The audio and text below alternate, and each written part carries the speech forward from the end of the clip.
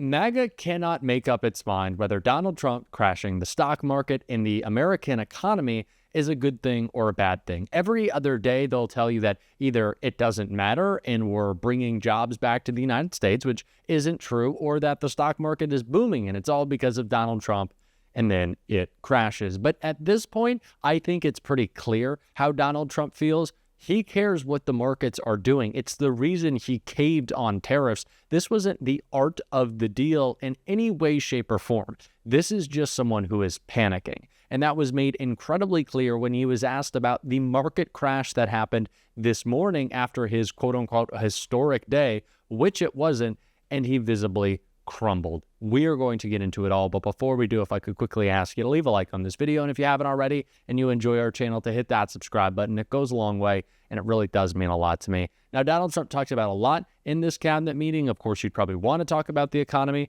but it didn't start there. It started with this. That's something you said, we're taking back the canal. China's had too much influence. Obama and others let them creep in.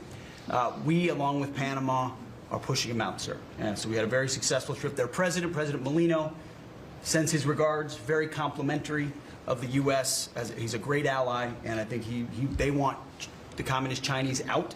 And with our troops there partnering with their forces, we've got a chance to push them all the way out, sir. We've moved a lot of troops to Panama and filled up some areas that we used to have, and we didn't have any longer, but we have them now. And I think it's in very good control, right? Yes, sir. I am sure everyone who is seeing their retirement savings evaporate, who liquidated their 401k against 20 to 30% penalties, feels really, really great that Donald Trump is focused on the Panama Canal. Yes, that is what we are focused on right now, the Panama Canal. The No More Wars president is sending troops to the Panama Canal. That is what we are doing in this administration. It is all a joke. It is all owning the libs. They're willing to destroy your retirement account, by the way, to own the libs, because they don't know what they actually want to accomplish. And Donald Trump doesn't even know how to talk about what his administration is doing. Just listen to him right here. Clear signs of cognitive decline being shown. Anything else, and we're letting people build their own power plants, and these are a lot of them being built with the AI and beyond the AI chips, and we're letting them build their own power, and never been done before, and we're going to get it done quickly and approved quickly as part of a plant. They'll have a sort of be their own power company, and it's very exciting. They couldn't believe it when I told them that. I said, we're going to get you the approvals very fast as part of your regular plant. You're going to build electric producing plants, and it's very exciting. And they're able to do it very quickly and very well. And you made it possible. Thank you. You have a lot of applications. He just keeps repeating the same phrase again and again. This is a person who is just not cognitively there. And this has been the case with tariffs. Of course, Donald Trump is so wishy-washy. He's back and forth. He's senile. He's just going off of a whim. And it's why when he was asked about tariffs, as he was a couple of times, it was no surprise that he said this. Mr. President, if you aren't able to reach the deals that you want to see at the end of the 90 days, will you put those higher tariffs in place, or will you extend? Well, that's what would happen. I mean, if we can't make the deal that we want to make, or we have to make, or that's good for both parties, it's just got to be good for both parties. And then we'd go back to where we were. You'd go back to the numbers that you announced last week. I think so. You wouldn't extend the pause? Yeah.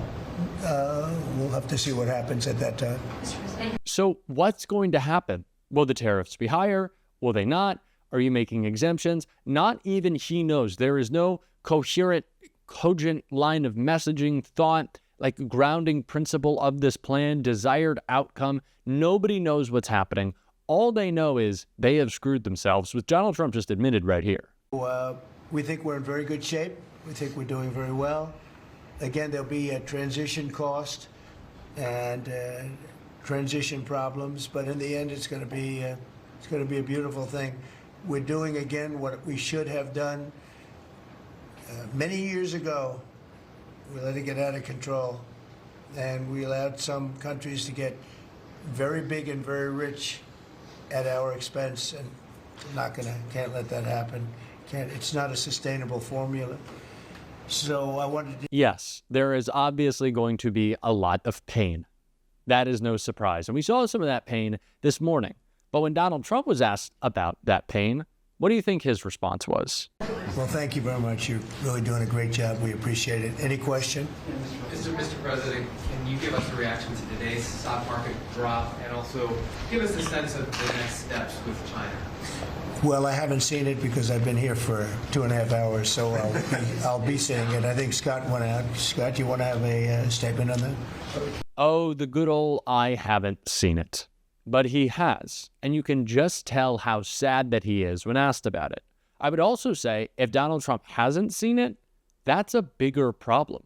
Why is he not looking at the market? But there's also the possibility that he was shown it this morning and completely forgot because his brain is so broken that he cannot process bad news. He cannot process accountability. We have a senile narcissist as our president, and it is costing us all. This is a man whose brain is clearly turning to mush by the day, not to say that it wasn't already, and it is our problem. He does not know what he wants to do on any issue, and one of the scariest examples of that can be seen right here. So they can lay on it as well. And we're going to work with people so that if they go out in a nice way and go back to their country, we're going to work with them right from the beginning on trying to get them back in legally. Is that right? A chance to come back. So it gives you a real incentive. Otherwise, they never come back. They'll never be allowed once a certain period of time goes by, which is probably going to be 60 days. We're also going to work with farmers that if they have strong recommendations for their farms for certain people, we're going to let them stay in for a while and work with the farmers and then come back and go through a process, a legal process. But we have to take care of our farmers and hotels and various places where where they need the people. And we're going to be working with you very carefully on that. So a farmer will come in with a letter concerning certain people saying they're great, they're working hard. We're going to slow it down a little bit for them. And then we're going to ultimately bring them back. They'll go out. They're going to come back as legal workers. Okay? Okay, so we are both deporting lawful permanent residents, potentially U.S. citizens. There's no due process, but also the immigration plan is going to have us identify immigrants and then ask farmers how they're performing on the job. What does any of this mean? So what it comes down to at this point is just that Donald Trump gets to decide who can stay and who must go. That's it.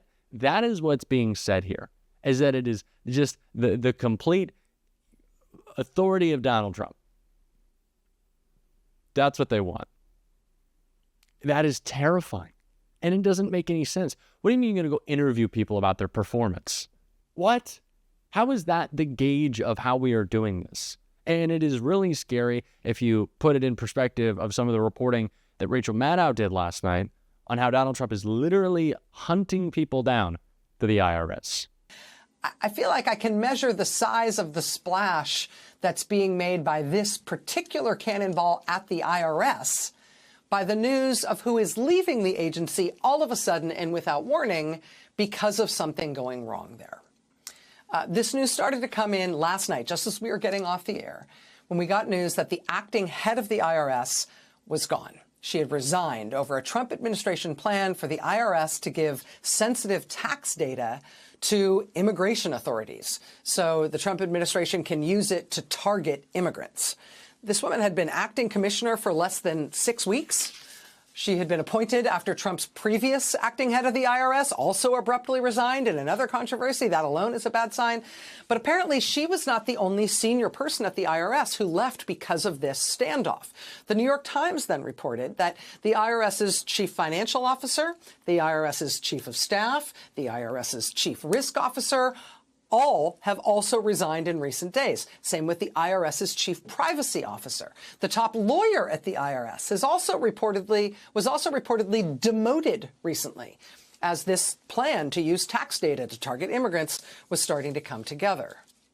Now, that's a lot of people to have to fire your way through, right? Whatever the reason for all these high-level resignations, whether it's to stop this plan for using tax data to go after immigrants, I don't know. I feel like I need to understand why that is so dangerous and why so many people, including people elevated during the Trump administration, might feel like that was the hill they needed to die on. That was the reason they needed to leave the agency.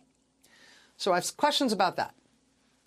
The other thing going on, happy April, happy tax season, is that they appeared to just be also kind of wrecking the IRS wholesale in the same way they've been taking apart the Social Security Administration. And I understand the implications of that for Social Security, right? It means disabled people and old people are not going to get the checks they need that pay their rent and pay for their food and pay for their medicine. And in some cases, that's the only income they have. That's why the dismantling and the wrecking of the Social Security Administration is such a five-alarm moral fire for everybody, a five-alarm moral fire for everybody in this country who has a drop of empathy or understanding as to our obligations as citizens to people who have paid into Social Security and deserve those benefits and deserve not to be messed with. I get it at the Social Security Administration. At the IRS, we are seeing a similar kind of wrecking ball start to level that administration. I mean, the Trump administration is cutting a quarter of the people who work there. That has implications, among other things, in terms of how much tax revenue is expected to be brought in by the IRS. If tax revenue nationwide drops by 10% because of the way they are wrecking the IRS, what does that do to the country? This happens alongside the Justice Department, talking about now about effectively closing the whole tax enforcement division at the Justice Department, which is the part of the Justice Department that prosecutes tax crimes. So we're wrecking the IRS. We're doing something so controversial at IRS that it has caused the mass exodus of all of the top executives at the agency, including some of whom came on board or got their current jobs during Trump. And we're going to stop prosecuting tax crimes. I should mention tax day is less than a week away, right? What happens to our country if the Trump administration breaks the IRS? If we don't have an effective and functioning system for collecting taxes or just for enforcing the rules and tax laws, what happens to our country then? What's the end game there? Why would you do this? This is terrifying. It's terrifying. And it is hard to come up with new words to describe the situation, but it is always important to remember that we come back to the end goal that we have talked about for so long. And that's about the consolidation of power. That is what they are after, is the consolidation of power. Donald Trump wants the final say on all decisions to ultimately be made by Donald Trump.